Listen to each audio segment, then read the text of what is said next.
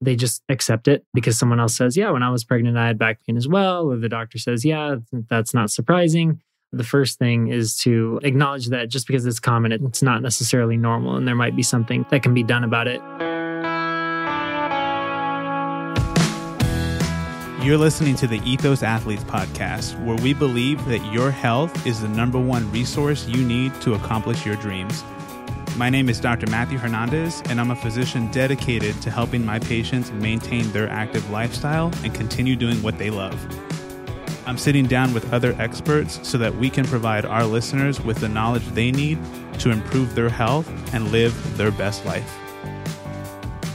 Hey everyone, this is Dr. Matthew Hernandez, and you're listening to the Ethos Athletes podcast. We are wrapping up our series on low back pain with Dr. Tom and Dr. Morgan. Dr. Tom Padilla, for those of you who are new to this podcast, is the owner of the Doctors of Physical Therapy here in Scottsdale, Arizona. And Dr. Morgan Massingale is our spinal specialist over at Ethos Integrative Medicine. So Dr. Tom, Dr. Morgan, welcome back to the show. Thanks for having us back. Thank you. Like I said, we're continuing and wrapping up our low back pain series. Over this series, we've covered myths on low back pain causes from mobility deficits, and we talked about spinal instability, which contributes to low back pain, and how we can go ahead and help people with low back pain by addressing that. Today, we're going to be talking. We're going to be doing a special topic with regards to low back pain, and that's low back pain during and after pregnancy. This is one that Dr. Morgan is very passionate about. A lot of women aren't really given any options when it comes to addressing their low back pain during pregnancy. Why don't you talk to us a little bit about this, Dr. Morgan, what your experience has been with it, and then we'll start jumping into some of the causes and what can be done for them. Yeah, absolutely. Like you kind of alluded to, this is a special passion of mine, and that stems from the fact that I had a significant amount of pain during my pregnancy. I have a son that's a year and a half old now.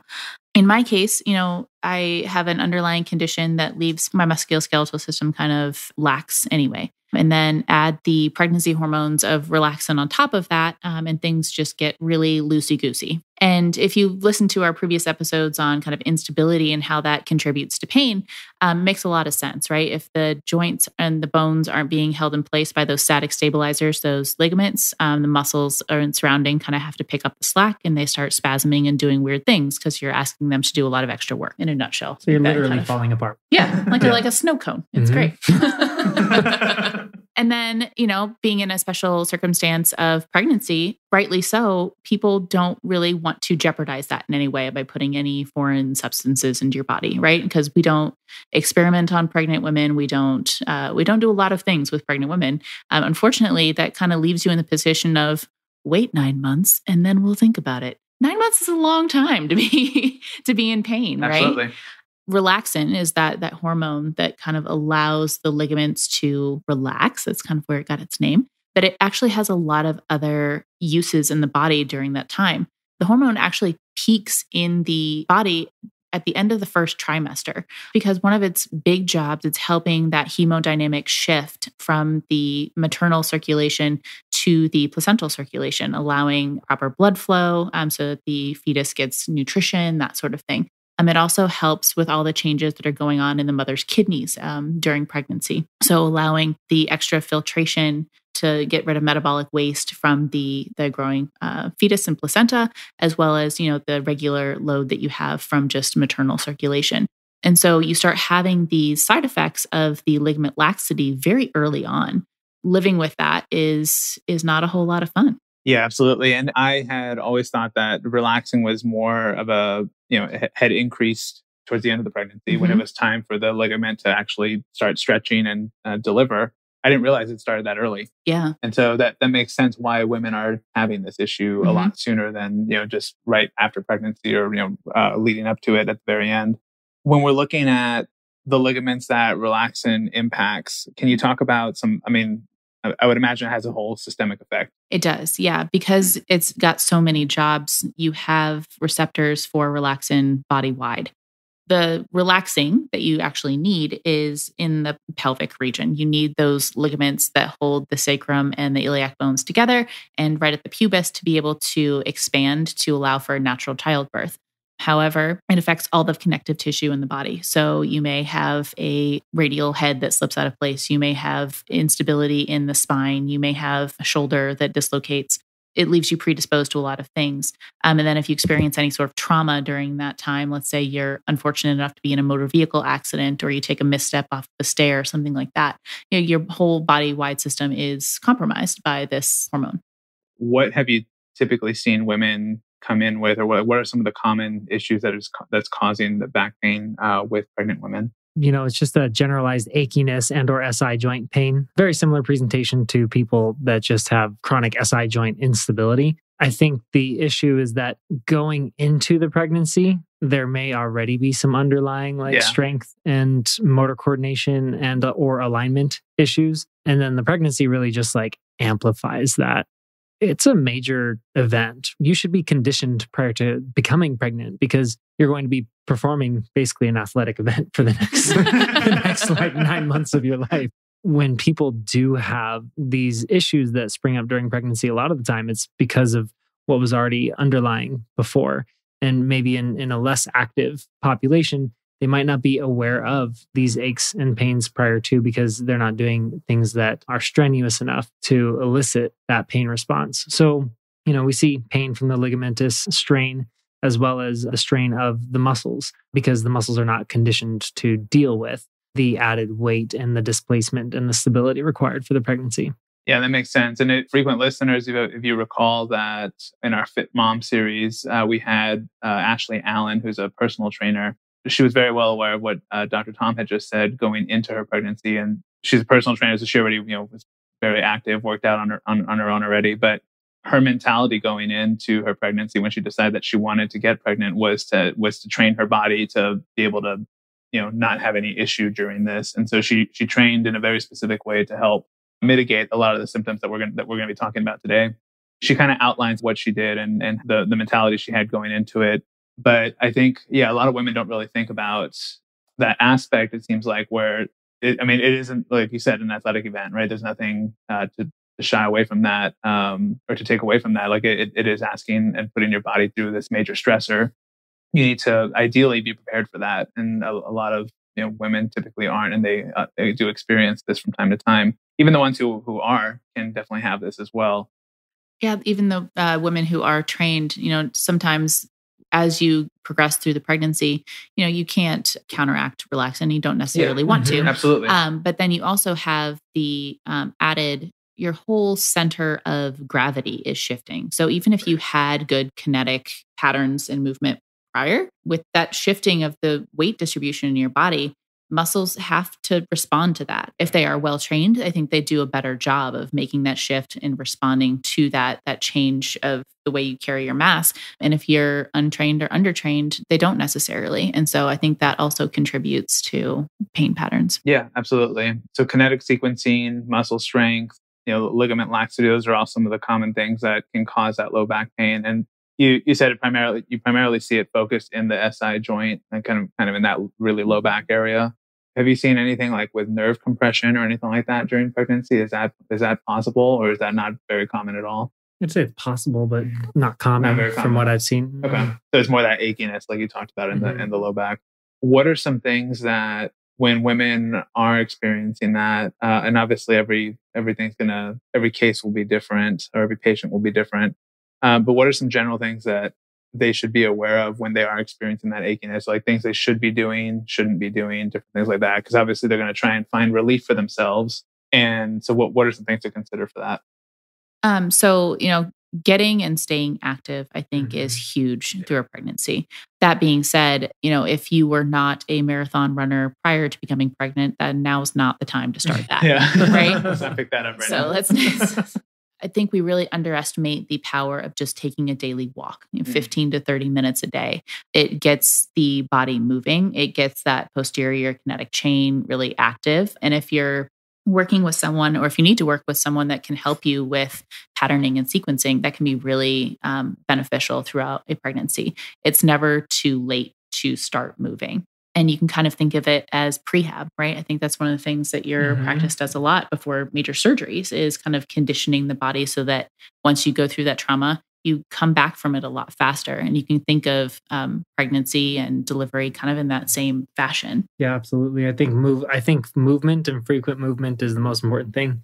There's a large body of the population that does not know how to squat down or hip hinge appropriately. So putting this bowling ball on your front side and then going through motions that, that might seem harmless at the time. Like if you don't know how to move properly, that's another thing that you could start learning to better enable yourself to handle that force.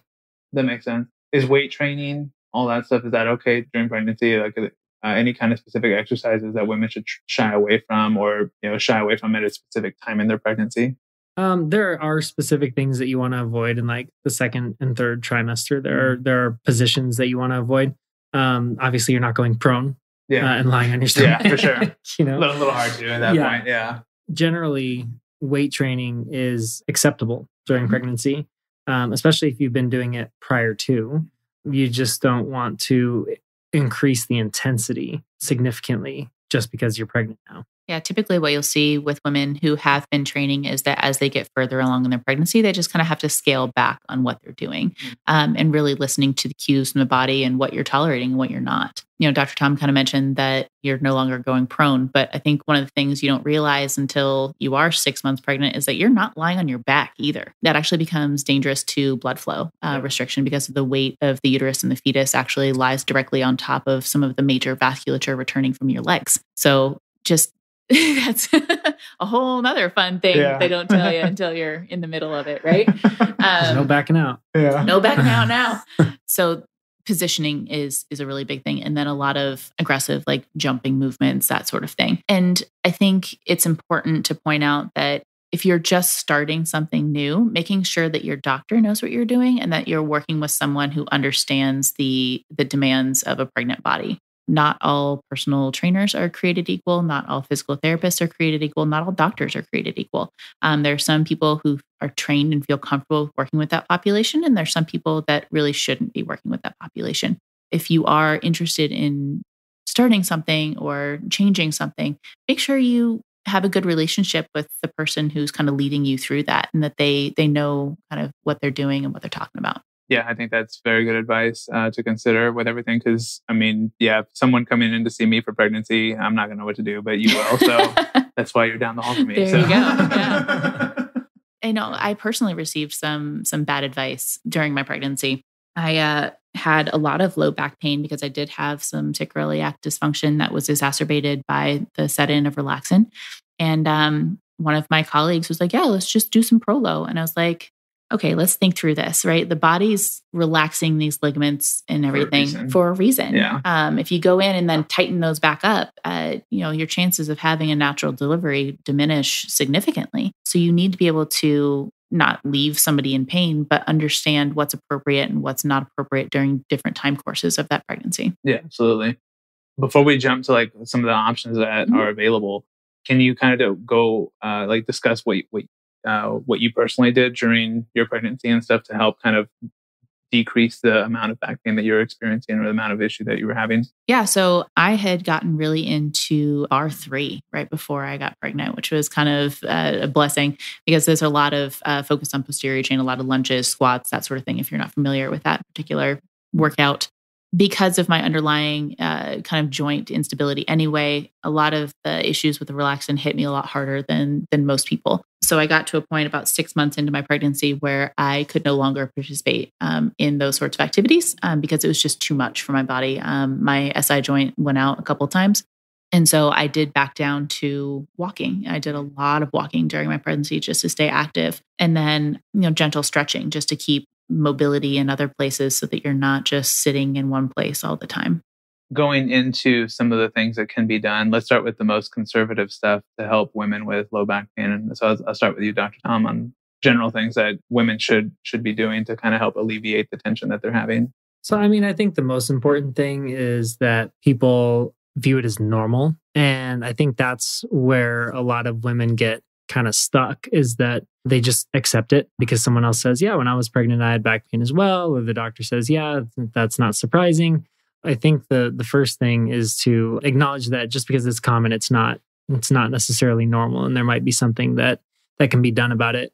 And even like after childbirth, a lot of women have back pain or SI joint pain, and it's kind of brushed off as like, yeah, well, you just gave birth. Like, wait a couple months for it to go away, So we'll see these women like years later, and they're saying, yeah, it just never went away. And I thought it was normal because of my pregnancy. Pregnancy is a traumatic event, yes, but that trauma should not last with you for years. So I think the most important thing is to know that it's common, but not necessarily normal. And then the things that you can do, there are palliative measures like SI joint belts that help a lot of women with SI joint instability that can be worn 24/7 if there's too much pain and movement in the SI joint. The two areas that you want to make sure are nice and strong would be the hips as well as the muscles that support your spine. Right. So those are the two areas that are going to absorb the most force and impact. And having the muscles that support the hips and the spine in top condition, or at least being kept active during pregnancy, will help to reduce the long-term impact of any sort of pain or discomfort. And it can really reduce the pressure in your low back just by working on those muscle groups sometimes. What I'll generally tell people is, if you've got a group of 5 exercises, do one of them at a time and see how your body has responded in terms of if that stiffness feels like it's going away. And what you want to do is build a repertoire of 4 to 5 exercises that are kind of like your go-tos that you can do on a frequent basis to just alleviate that pain. Nice. I like that. And yeah, just kind of having that in your back pocket, and you can go straight to that and knock it out. Mm-hmm. How about on your end, Dr. Morgan? Let's say that they did the exercises, it alleviated some, but then, it's not 100% gone. What are the different things that can be done at that point that are safer for pregnant women? Yeah. So when we're talking about specifically in the pelvis, I like to kind of stick to a perineural injection therapy, which is really minimally invasive, and it also doesn't change the integrity of the tissue. So what you're doing with perineural therapy is taking a really dilute dextrose solution. So it's 5% of a sugar solution that's buffered, so it doesn't burn as it's going in. And you really target the nerves that overlie those joints. And through the principle of Hilton's law, you're kind of affecting the deeper structure by targeting the more superficial nerves. So you're injecting those nerves, you're getting them to calm down. And I really kind of describe it to patients as almost hitting a reset button on that pain pathway. That being said, that's not going to be a lasting fix for you, because it's not, like I said, addressing the underlying tissue integrity. But also, as I mentioned, you don't necessarily want to at that time. That's something you want to wait until after delivery, after everything's kind of settled down, to see what's able to heal on its own and what kind of needs some help in that regard. Yeah, that makes sense. And I mean, both the set of exercises and perineural can help. And I mean, it could very well knock it out altogether. Mm-hmm. Especially if you're conditioned very well beforehand. Looking at after pregnancy now, let's go back to physical therapy. We talked about the importance of kind of doing that prehab before you jump into or before you get pregnant and all that stuff to kind of help you recover. Do you have a rough estimate of like how fast you've been able to see women recover that were active versus not active afterwards? Yeah, I mean, people who stay active do bounce back quicker, and they also regain a lot more firmness in the abdomen, which is really important for a lot of people. It also depends on whether it was natural childbirth or a cesarean section, because with the C-section, you're not allowed to contract your core for a certain period of time, which allows for the brain to start developing other patterns for movement. In a perfect world, you're going to be fit and strong and healthy prior to getting pregnant and maintain that through pregnancy and then be able to deliver naturally. But that's not the reality for a lot of people. That's a very idealistic situation. So I think that a lot of people have these dysfunctions either going into their pregnancies that they were unaware of and that get brought out by their pregnancy. One of the best ways to combat that is to be active prior to and through your pregnancy. That way, the more active you are, the more you are in tune with your body and kind of feeling like if you have any restrictions that might need to be addressed before becoming pregnant. I do see that people who follow that pattern, who are more fit before and through their pregnancy, do have a quicker recovery. Yeah, and that makes sense. I mean, and going back to like the Fit Mom series that we did, again, Ashley had probably the quickest recovery of anybody that I've ever seen pregnant. So 24 hours, right? Yeah, pretty much. Yeah, 24 hours and she was back to normal. Yeah, hers was insane, but it's a testament to the what she was willing to like kind of do beforehand to really prep for that, and she did such a fantastic job taking care of herself during that whole thing. And then looking at SI joint issues, we talked about the ligament being stretched, not necessarily recovering all the way every single time with everybody. So talk to us about what options we have for that. Yeah, so there's a lot of kind of contributing factors to pain postpartum. When you deliver, you think, okay, I'm done with this now, right? No, it doesn't happen like that. Right. The tissue takes a long time to heal. That's a big traumatic event that you're going through, whether it's a natural childbirth or a cesarean section. And then there's the whole hormone aspect. While your body is no longer pumping out relaxin, you have a huge drop in hormones, right, postpartum. The placenta has been responsible for making all of your progesterone, your estrogen through that 9 months. And all of a sudden that's gone, right? And so we talked about in a previous episode as well, how that balance of sex hormones, also your thyroid, your adrenal glands, which have all been, majorly stressed through this whole thing, can really contribute to the tissue integrity. Then you also have to kind of think of a different change in body mechanics if you choose to nurse.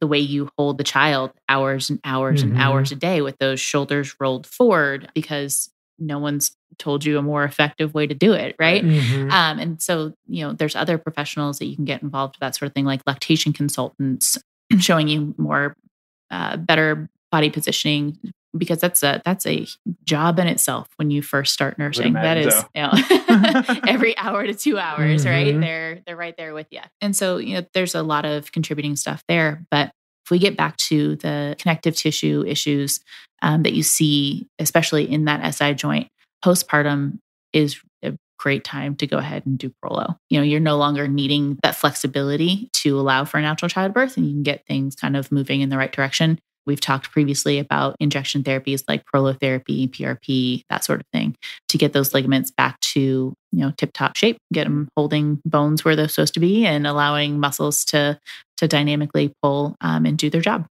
Again, going back to some of the other things we discussed in the previous one, just the pros and cons to prolotherapy versus like cortisone injection, stuff like that. Right. It's kind of a no-brainer that prolotherapy is going to not only outperform it, but give a longer lasting result as well.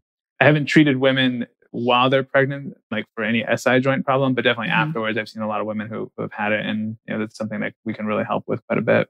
Is there anything else that we need to discuss with regards to low back pain in pregnancy? Not that I can think of. Yeah, I think we talked about most everything. Just kind of something we've been dancing around and saying, but not saying is, make sure that you're advocating for yourself. Don't let someone tell you like, oh, this is normal. Like Dr. Tom said a little while ago, there's a difference between common and normal. Just because it's common doesn't mean you have to live with it.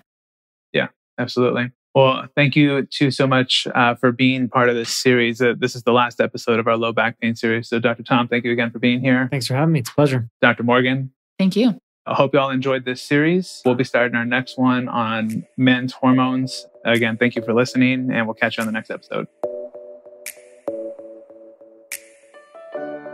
Do you know someone that is constantly busy and on the go? They probably wish that they can just hit a pause button for a brief moment to slow down their chaotic life. At Body Sense Massage by Ethos, we believe in nurturing and enhancing the greatest asset you have, you. Our therapists take time with each individual to understand their needs and provide a place to escape and recharge. Ask our team how you can schedule an appointment today so that you can tune out the world and tune into you.